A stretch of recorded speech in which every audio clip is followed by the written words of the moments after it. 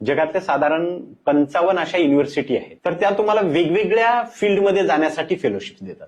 म्हणजे उदाहरणार्थ एक गरीब मुलगा आहे आणि त्याला जर्मनीला जाऊन आपलं इलेक्ट्रॉनिक मध्ये इंजिनिअरिंग करायचंय. अच्छा. साधारण 25-30 लाख रुपये आज खर्च येतो सर त्याला, बरं. किंवा त्याही पेक्षा जास्त.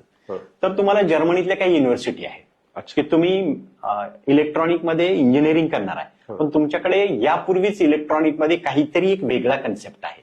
एक मात्र लक्षात ठेवा की वेगळा कन्सेप्ट तुमच्याकडे असणं अपेक्षित आहे. तर त्याची तुम्ही एक सिंपलशी एंट्रन्स एक्झाम देऊ शकता. त्या युनिव्हर्सिटीच्या वेबसाईटवर ही सगळी माहिती असते.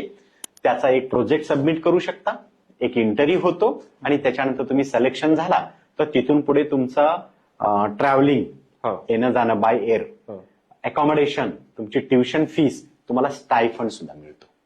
मग अशा संधी जगातल्या 50 विद्यापीठं तुम्हाला आज देत आहेत. तर मग माझा तरुणांना हा प्रश्न आहे की तुम्ही का अप्लाय करत नाही फेलोशिपसाठी? बरोबर. याचं एकच उत्तर आहे सर, माहिती नसणे, लॅक ऑफ इन्फॉर्मेशन ज्याला म्हणतो आपण. बरोबर. मग हे महाविद्यालयीन शिक्षणात किंवा माध्यमिक शिक्षणात हे शिक्षक म्हणून आम्ही विद्यार्थ्यांना सांगणं अपेक्षित आहे, अरे बाबा तू IIT ला नाही लागला, सुसाईड करू नको.